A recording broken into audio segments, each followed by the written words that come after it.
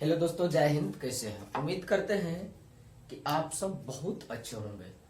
दोस्तों, जैसे कि मैंने पिछला वीडियो में आपको बताया था, खास करके कि अमीबा और पैरामीशियम के विषय में। किसके विषय में? अमीबा और पैरामीशियम के विषय में।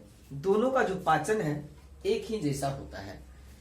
थोड़ा सा अंतर डिफिकल्ट था कि किसी में आंतरिक होता है तो किसी में बाह्य होता है। इस पर चर्चा हुआ था। लेकिन आज का मुख्य मुद्दा जो हम रख रहे हैं आपके सामने, यह है मानव में पाचन, यानी मनुष्य में पोषण। क्या? मनुष्य में पोषण का न्यूट्रिशन इन क्या है? Human being. क्या? न्यूट्रिशन इन ह्यूमन बीइंग, यानी कि मानव में पोषण। मनुष्य किस प्रकार पोषण करते हैं, उसका मुख्य द्वार क्या है, किस प्रकार को अपने भोजन को पचाने में सहायक होते हैं। तो ये हुआ मानव का पाचन तंत्र का हमने डायफ्राम दिया है।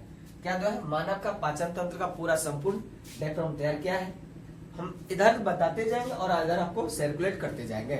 सबसे पहला कहा, मनुष्य में पोषण मुख्य द्वार से होता है। कहाँ से होता है? जो हम लोग भोजन करते हैं, सबसे शुरुआती काम कहाँ से होता है? अंदर ग्रहण करने के लिए मुख गुहा से। तो मुख गुहा में जाता है, मुख गुहा यानी कि जीवा के द्वारा। तो जीवा में जाता है, फिर जीवा के द्वारा जो होता है उसके दांतों के संपर्क में आकर वो खूब क्या होता है? पिसाता है। पिसाने के बाद धीरे धीरे क्या होता है? एक पाइप जो लगा हुआ है जिसको नाभि बोलते हैं, नाभि के जरिए वो कहाँ आता है? जिसको ग्रासिका बोलते हैं हम लोग। क्या बोलते हैं? ग्रासिका। ग्रासिका तक आता है, जो पाइप बना होता है उसी के माध्यम से कहाँ तक पहुंचता है? हमारे पूरा पेट तक पहुंचता है। दूसरा कह रहा है, इसका पाचन जो है पूर्ण विकसित आहार नली द्वारा होता है। ये जो पूरा पचने का काम आहार नली में होता है। जो भोजन का नली बनाया गया उस नली में क्या होता है? पूर्ण रूप से ये पचने का काम करता है। करेक्ट। आहार नली से पाचन को, रसों को स्राव करने वाली ग्रंथियां जुड़ी होती है। आहार नली में जो है एक प्रकार का पाचन रस रहता है। क्या रहता है? पाचन रस। जठराग्नि से निकलने वाली रस को पाचन रस कहते हैं। क्या कहते हैं? पाचन रस या पित्ताशय। क्या कहते हैं? पित्ताशय, पित्त का रस। तो वह काम करता है।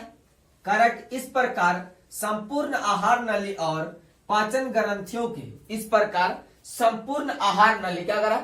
इस प्रकार संपूर्ण आहार नली और पाचन ग्रंथियों के सम्मिलित रूप को पाचन तंत्र कहते हैं। आपसे पूछ दिया जाए कि बताइए पाचन तंत्र किसे कहते हैं, तो हम कह सकते हैं कि मनुष्य जो भोजन ग्रहण करता है, मुख गुहा से होते हुए, क्या होते हुए? मुख गुहा से होते हुए कहाँ आता है भोजन? शरीर में नाभि के माध्यम से, यानी कि कहाँ आता है? ग्रासिका में आता है। ग्रासिका से ऐसे सारे जो काम होता है।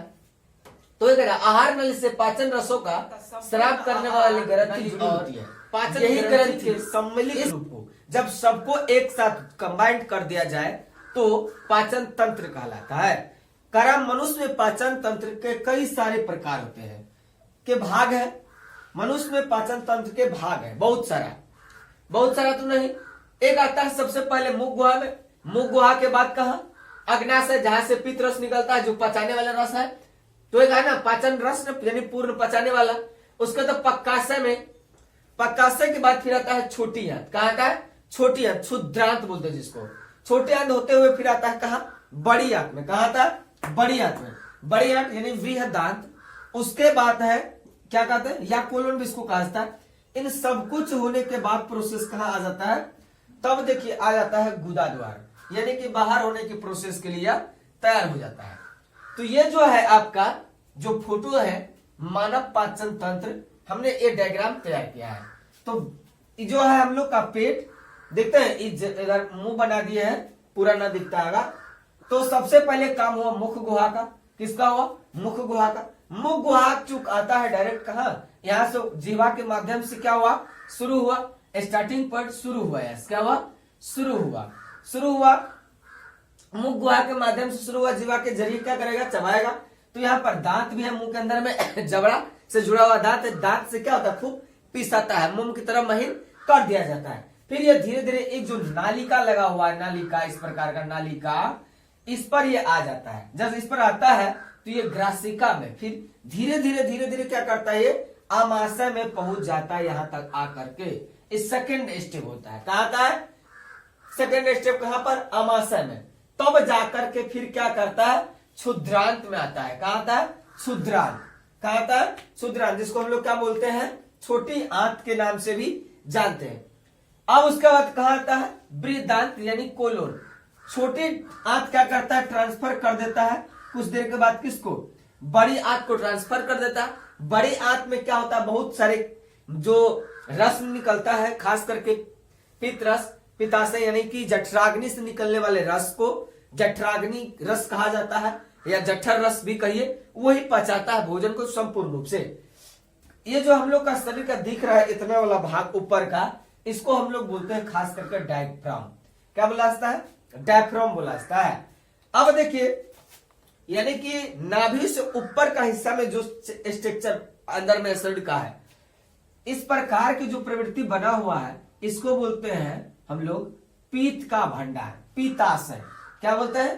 पीताशय यानी पीत का भंडार। यहीं पर पीत जमा रहता है, जिसके कारण क्या होता है? लेकिन ये उतने बनना चाहिए जितना भोजन आवश्यकता से ज्यादा होगा तो फिर क्या होगा? तरह तरह के हमारे शरीर में रोगाणु उत्पन्न होने लगेंगे, ये भी होगा। उसके बाद कह रहा है इस सारा बात आ जाएगा कहां? यकृत में। यकृत जिसको हम लोग बोलते हैं लीवर। क्या बोलते हैं? लीवर। कोई कोई जिगर भी बोलता है करेजी, जीवर, लीवर। तो लीवर का काम क्या होता है? कि लीवर का काम है वो खुद बढ़ता घटता है, कोई भी चीज को ये खुद पूरा कर लेता है। तो ये भी हम बताएंगे लीवर का काम क्या होता है, पाचन तंत्र लीवर का काम क्या होता है, इस पर भी चर्चा है ना। तो लीवर फेल हो गया, क्या फेल? काम करना बंद हो, लीवर बदलाता थोड़ा है। जितना भाग फेल हो गया उतना काटा देगा, फिर खखोर काटा देगा, फिर धीरे धीरे वो क्या हुआ? पूर्ण विकसित हो जाता है। उसके बाद आ जाता है बात कहां पर? अमाशय में। क्या? अमाशय में, जहां मांस के आशय ही न हो, यानी अमाशय। क्या? अमाशय में। अमाशय भी अपने आप में एक प्रकार क्या करता है? अच्छा खासा इसको क्या करता है? टिकाऊ का काम करता है, ठहरता है। अब आता है परिशोषिका। अब यहां पर जितना हम लोग खाए पिए एकदम ठूस ठास करके, अब बारी आ गया उसका, जब रस खींचा गया तब जरूरत आ जाता है किसका? अब बाहर करने के लिए हमको पानी। एक बात जान लीजिए, हम लोग को यहाँ जो एक काइल नामक क्या पाया जाता है? पदार्थ पाया जाता है, जिसके कारण मल का रंग जो है पीला होता है। क्या होता है? पीला होता है। तो काइल हमेशा बनते रहता है। जब यही काइल आवश्यकता से अधिक बनने लगता है तो फिर शरीर में फैलने लगेगा, हाथ पीलापन हो जाएगा, आंख पीला हो जाएगा, ओठ पीला हो जाएगा, धीरे धीरे शरीर में पूरा पीलिया नामक रोग फैल जाएगा। क्या फैल जाएगा? पीलिया नामक रोग फैल जाएगा, जिसको जॉन्डिस भी हम लोग कहते हैं। क्या कहते हैं? जॉन्डिस यानी पीलिया रोग फैल जाएगा। तो इसको रोकने के लिए हम कोशिश रहे कि हर सप्ते एक आध 2 दिन के लिए ठंडी लग जाए, सर्दी लगना चाहिए।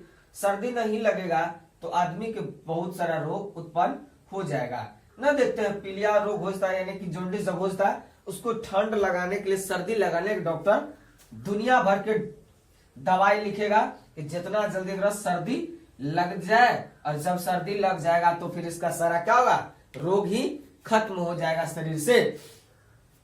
तो इसलिए जो है हम लोग को कभी कोई ठंडा भी उपयोग करना चाहिए, मतलब फ्रिज वाला ठंडा नहीं। हालांकि पानी तो ठंडा पीना ही नहीं चाहिए, लेकिन मन माने तब तो पी लेता है कभी कभार, तो कोई बात नहीं। तो हमारे शरीर में जो है, हम लोग जब भोजन करते हैं, भोजन के साथ साथ जल भी घोट घोट घोट घोट के पी लेते हैं। ये भोजन के साथ जल पीने का काम ही नहीं करना चाहिए कभी। भोजन के साथ जल पीने का काम ही नहीं किया जाए। या तो खाने से आप 40-45 मिनट, आधा घंटा कम से कम पहले पी लीजिए, नहीं तो खाने के 1-8 घंटा बाद ही पिया जाए। तब हमारा शरीर जो है भोजन के साथ पानी का समावेश अच्छा से करेगा। पानी कितना भी ठंडा पियो, शरीर क्या करेगा? पहले उसको गर्म करेगा। गर्मी के दिनों में अक्सर को क्या होता है? बुखार ज्यादा होता है। इसका कारण यह होता है कहीं से धूप से गर्मा कर आया ठंडा पानी पी लिए, पीने से क्या हुआ? हमारा शरीर में रोग ऑटोमेटिक उत्पन्न हो जाता है। तो कहीं ना कहीं इसका क्या है? नुकसान देखने को मिलती ही जाता है। कोई दिक्कत नहीं।